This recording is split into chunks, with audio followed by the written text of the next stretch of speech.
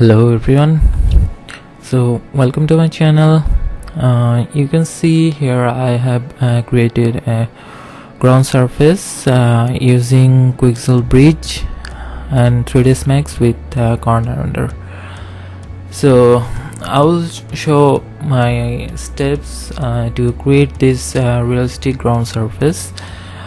You can see it looks very realistic, and so we'll learn how to create realistic ground surface with Quixel Bridge or Megascans assets. So first of all, you can see that here I have two surfaces. This model I have used from Evermotion volume, but our main subject is this one. So you can see this is a simple plane surface where I have used a shell for the water, and our main subject, which is this one. This is a very simple surface. You can see, like, if I switch off all the modifier here, you can see this is I just isolate. So here is the main surface. So first I have used a noise modifier where I put the scale 251 and the z axis to 1.3 inch approximately. So it's very simple, and then I just used a 50 modifier here. If I switch on, you can see I just pull up this point with control vertical control points here, and after that to scale this map, I don't use any UV map. I just because you know that 3ds Max plan automatically generate a UV on its surface, so I just use a UV X-form to scale the texture down. So here I just simply use 888. This is not exact measurement. It totally depends on your camera angle or your environment scale. So here I found a good result using 888 with my camera, and here I just use corner displacement modifier. So first, after creating this plan, I just created this material, which is very simple. We can download all this texture using Quixel Bridge from Megascans. So here I downloaded it from surface, and you can see there is a lot of texture. So you can see there is a lot of ground surface texture. You can use whatever you want. So to use all of this, you just need to download it from here. Like, if you click the download button, you can see is it will start its downloading here. After its download, you can find the option to open the folder. So my folder is this one. You can see Megascans library, downloaded surface, concrete, dirty something. So here I got these maps. You can customize the setting here. Like, you can download 8K or 4K. I have downloaded 4K for what I used on this scene, and you can also get this texture. So for this one here, we can see we have this is the preview. Okay, close this preview. You can see this is the albedo, which we will use for the diffuse of corner material. This is ambient occlusion. We'll just multiply it with the diffuse.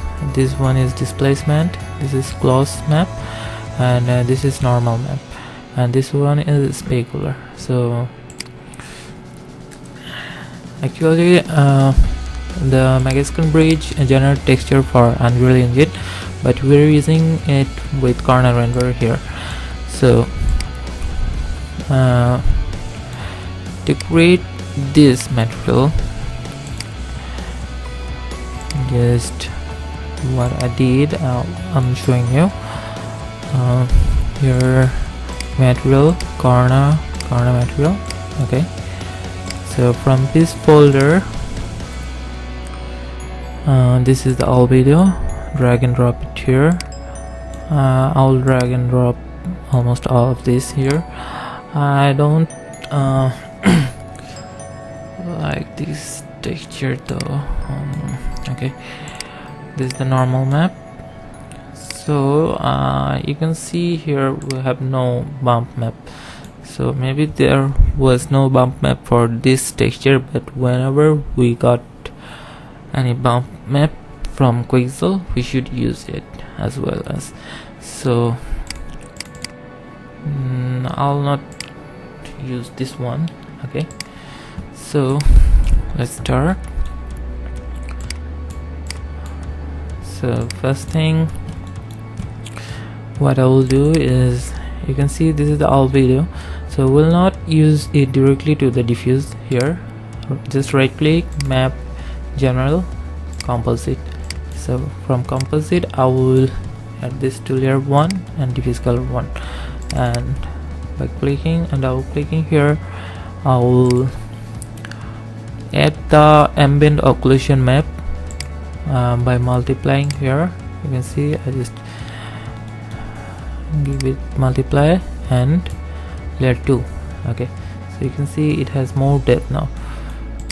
I just feel to make it a bit lighter, so just double click it.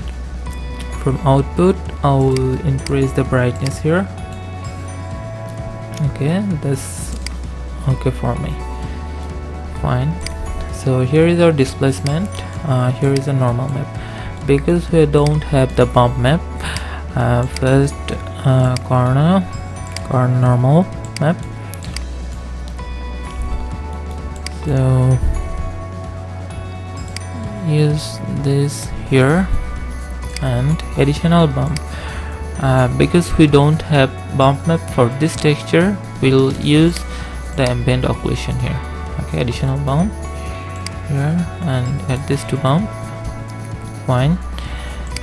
So this is our displacement texture. So usually what I do, actually I just add a composite map. For many texture I need to do this, like imagine if you have a bump texture, just imagine this is our bump texture. So many often I use it with the displacement as a multiplier here.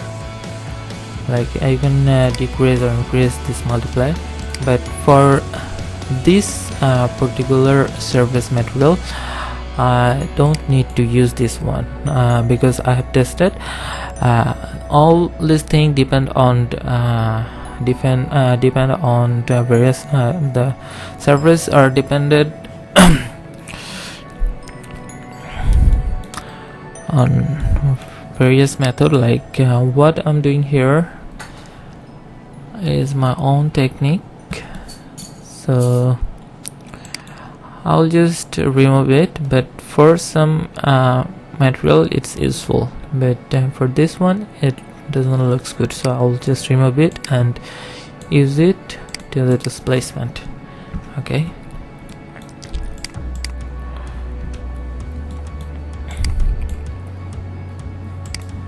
so this one is our specular.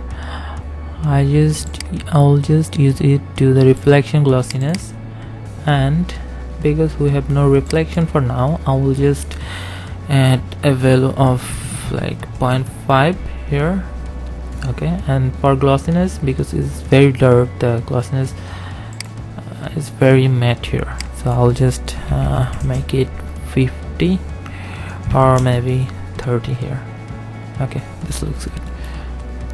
So just to make it organized, I'll just hit this one. One more thing here, when we use normal map with corner under, it creates a error. You can see here, if I just, because this is our new material we just created, I'll just assign it to this one, show share material in viewport. So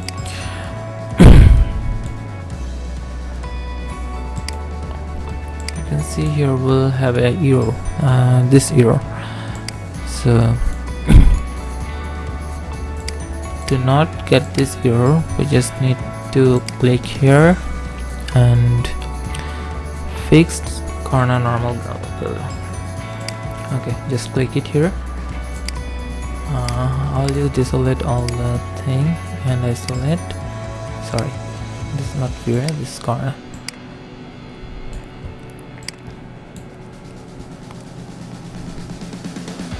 So let's see how this looks here.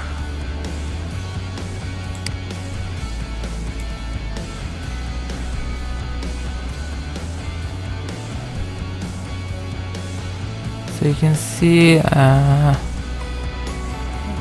for me it looks very flat here. I'll just stop the render and okay. So after adding material, we'll add this corner displacement from here. Okay, because I have already added, I will just show you the parameter what I did here.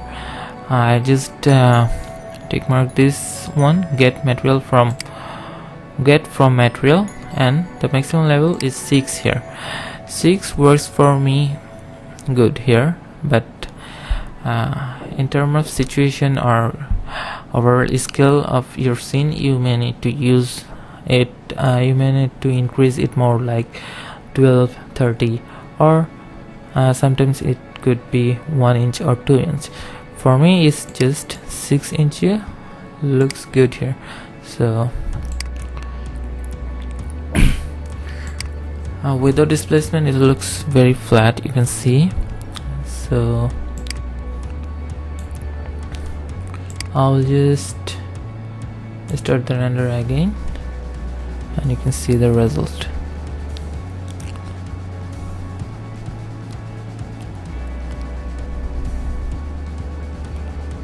Okay, you can see the difference. This looks much more realistic here. So few things you must remember, like all those parameter is not fixed, like using 6 inch or everything is not 100% fixed. It all depend on your overall volume of your scene and overall scale. So here I have used a very basic lighting, which is a corner sun and a corner sky. That's all. And